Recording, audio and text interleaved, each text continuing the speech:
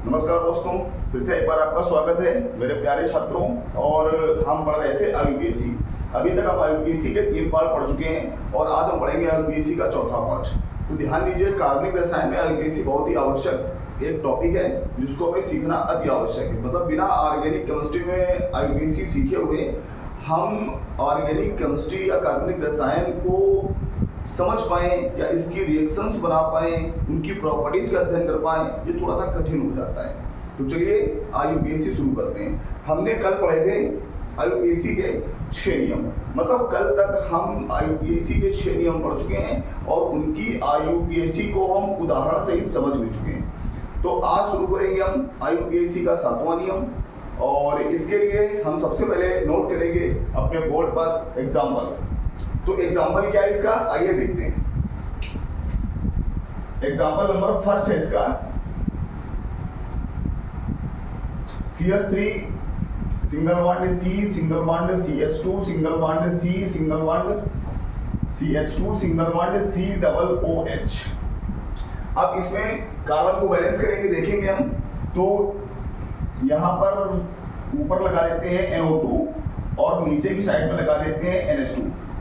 यहां पर हम ऊपर की तरफ लगाते हैं OH और नीचे की तरफ हमने लगा रखा है C2H5। अब ये हमारी एक आईयूपीएससी की श्रृंखला दी गई है और इस श्रृंखला में हम आईयूपीएससी इसका नाम बनाएंगे। कैसे इसका नाम बनेगा, तो आइए देखते हैं। तो इसके लिए हम पढ़ेंगे नियम नंबर 7। क्या पढ़ेंगे हम? नियम नंबर 7।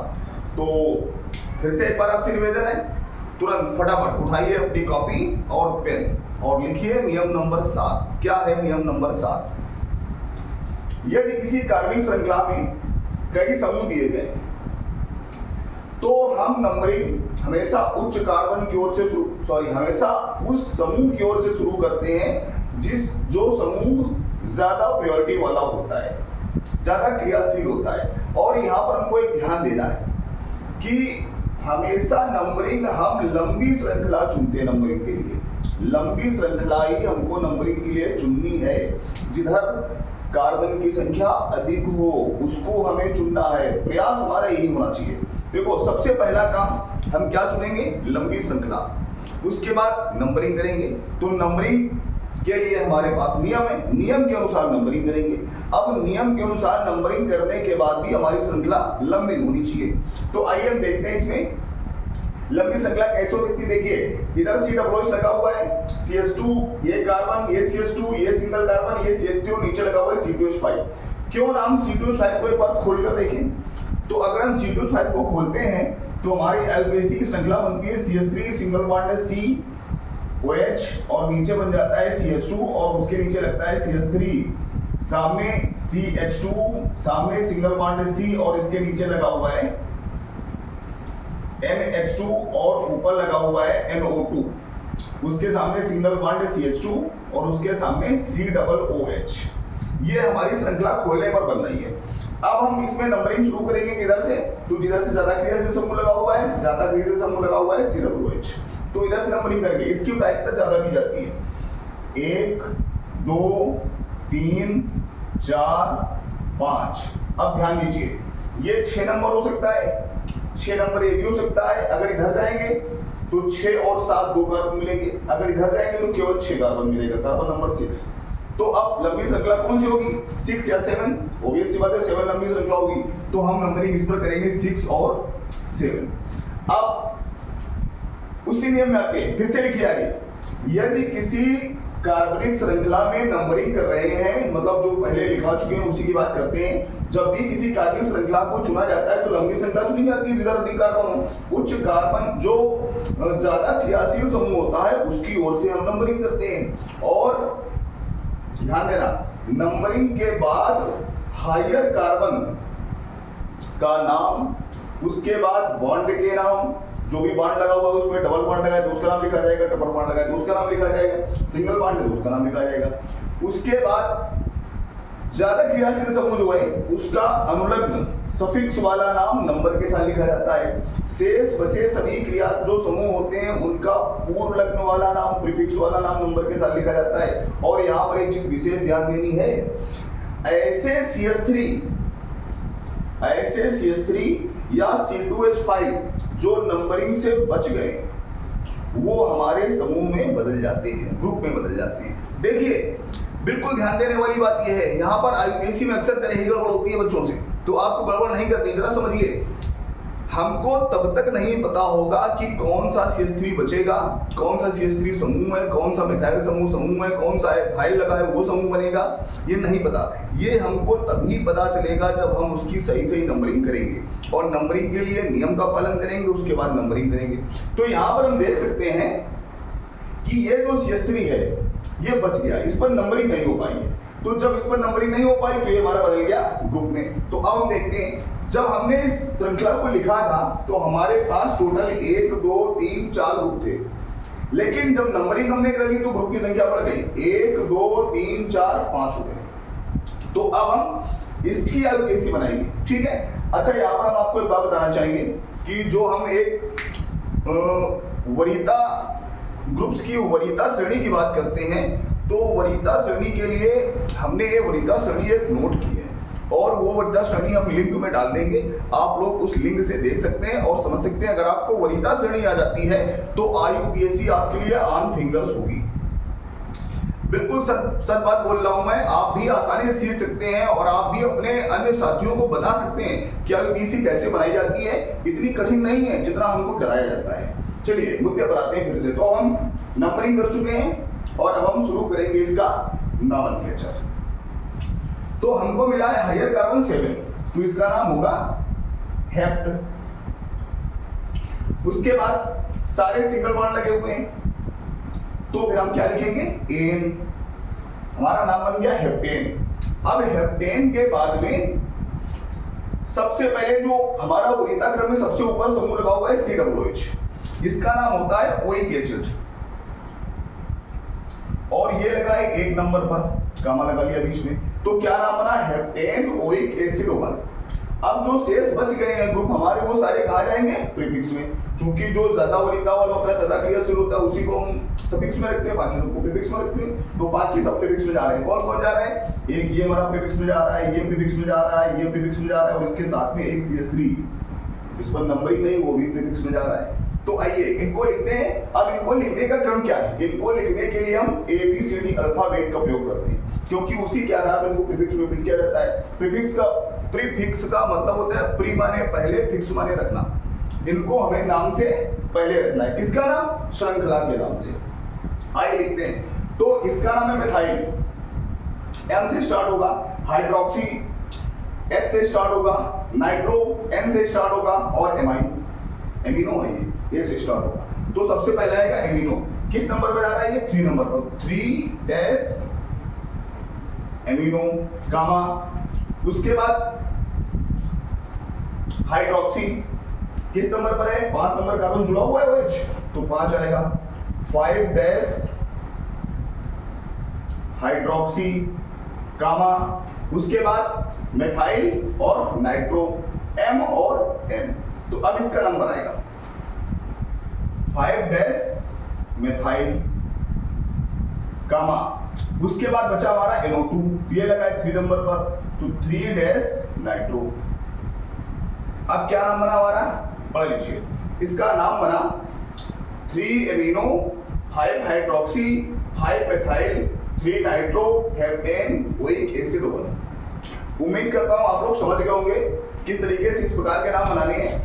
तो ध्यान रखिए, आपको नियम जरूर पढ़ने हैं मेरे प्यारे बच्चों, नियम पढ़ते रहिए। और हाँ, एक बात और कहना चाहेंगे, वीडियो को देखिए, पूरे वीडियो को वॉच करिए। अगर आपको सीखना है तो उसको वॉच करिए, पूरा वीडियो वॉच करिए, तभी आपको बहुत अच्छे तरीके से आईयूपीएससी समझ में आएगी। और अब हम क्लास वाइज वीडियो बनाएंगे, क्लास 11th के लिए अलग वीडियो डाले जाएंगे, क्लास 10th के लिए अलग डाले जाएंगे, क्लास 12th के लिए अलग डाले जाएंगे, और क्लास 9th के लिए अलग डाले जाएंगे। अगर कोई सामान्य जनरल साइंस का वीडियो है तो उसको हम अलग डालेंगे, और उसके ऊपर क्या सेशन लगाएंगे, थंबनेल लगा करके वीडियो को डाला जाएगा ताकि आप आसानी से पहचान सकें कि हमको क्या पढ़ना है और हमको क्या पढ़ाया जा रहा है, हम सही पढ़ रहे हैं या गलत पढ़ रहे हैं। फिलहाल प्रयास करेंगे हमारी तरफ से कोई मिस्टेक ना हो, अगर होती तो उसके लिए हम माफी चाहेंगे। और हम जो भी आपको सर या जो भी इंफॉर्मेशन देते हैं उसके लिए हमारे पास बहुत सारी बुक्स हैं और सभी बुक से देख कर देते हैं। कई बार सन कई किताबों में अलग अलग भी होते हैं, तो उसके लिए अगर कोई क्वेरी होती तो उसके लिए क्षमा चाहेंगे। चलिए तो 1 मिनट का ब्रेक लेते हैं और उसके बाद आगे का नियम पढ़ते हैं। तब तक आप लोग सभी लोग नोट कर लीजिए इसको।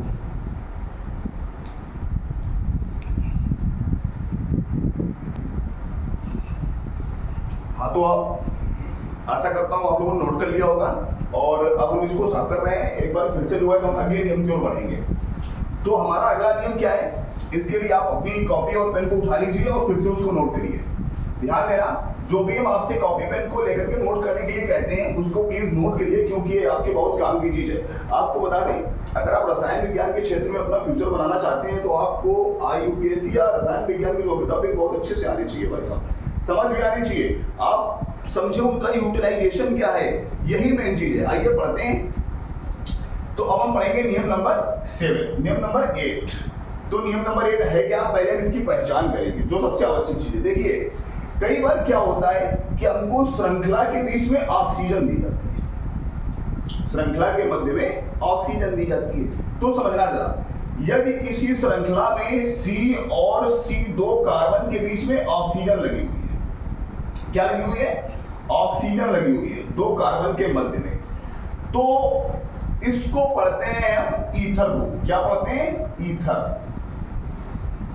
ईथर ग्रुप पढ़ते हैं। पहला पॉइंट है ये, फर्स्ट पॉइंट। सेकंड पॉइंट देखते हैं। सेकंड पॉइंट क्या होता है कि कई बार हमको इस ऑक्सीजन जो दी गई है मध्य में, इसके वन साइड में C और दूसरी साइड में लगा होता है CO, जिसको हम C डबल बॉन्ड O भी पढ़ सकते हैं। ध्यान दीजिए, बॉन्ड लगा देते हैं, कार्बन बैलेंस कर लेंगे आप लोग। तो एक वन साइड लगा होता है C डबल बॉन्ड O और सेकंड साइड में केवल C लगा होता है। इस कंडीशन में इसको हम पढ़ते हैं एस्टर ग्रुप। क्या पढ़ते हैं, एस्टर समूह। उसके बाद एक इसकी तीसरी कंडीशन भी है, थर्ड कंडीशन, और वो थर्ड कंडीशन क्या है जरा इस पर गौर करते हैं। तो थर्ड कंडीशन ये है कि कई बार हमको ऑक्सीजन के दोनों साइड में C डबल बॉन्ड O लगा हुआ मिलता है, और जब हमको दोनों साइड में C डबल बॉन्ड O लगा हुआ मिलता है तो इसको हम पढ़ते हैं, क्या पढ़ते हैं, एनहाइड्राइड ग्रुप। एनहाइड्राइड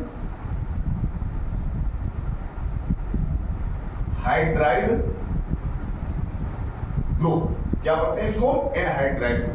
अब समझिए ये 3 ग्रुप ऐसे हैं जो ऑक्सीजन से डेरिवेट होते हैं। तो अब हम सबसे पहले पढ़ेंगे ईथर का IUPAC नॉमेनक्लेचर। तो कैसे किया जाता है नॉमेनक्लेचर ईथर का IUPAC, आइए इसके लिए लिख लेते हैं नियम।